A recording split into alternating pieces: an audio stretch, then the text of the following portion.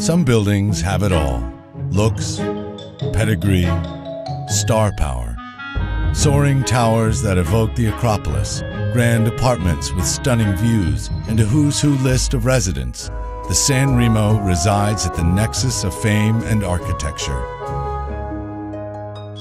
The list of celebrities who have called the San Remo home reads like the guest list at a Swifty Lazar Oscar party. Rita Hayworth, Steve Martin, Glenn Close, Dustin Hoffman, Bruce Willis, Demi Moore, Bono, Steven Spielberg. In the late 70s, Warren Beatty slept at the San Remo, although he never actually owned an apartment in the building.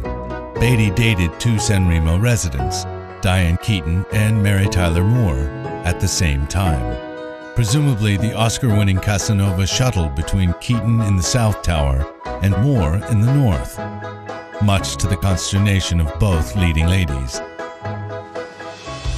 Designed by Emery Roth at the end of the Roaring '20s, the San Remo sits astride Central Park West from 74th to 75th Street.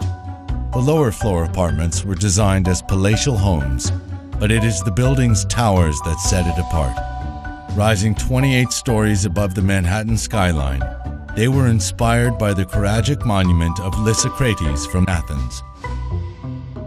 The North Tower has just one apartment on each floor.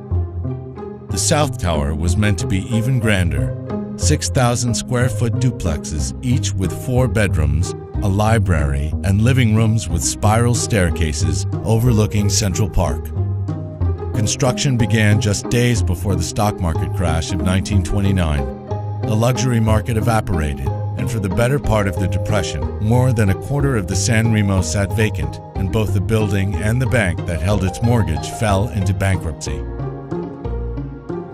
In one haunting image, Diane Arbus, who lived here as a child, remembered looking out her window and seeing Central Park overrun by shanties.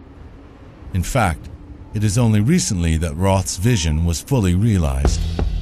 In 1982, Steve Jobs bought an apartment on the 27th floor of the North Tower and had it renovated under the direction of I.M. Pei.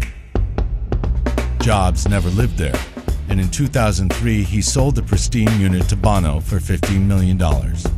Recently, 80s rocker Billy Squier and Bono got into a very public dispute over Squier's third-floor fireplace. Bono complained that smoke from fireplaces on the lower floors was entering his apartment, endangering his children's health. Mitch Miller, noted Columbia Records impresario, said, "If people want fireplaces, let them go live in the country." The San Remo version of "Let them eat cake."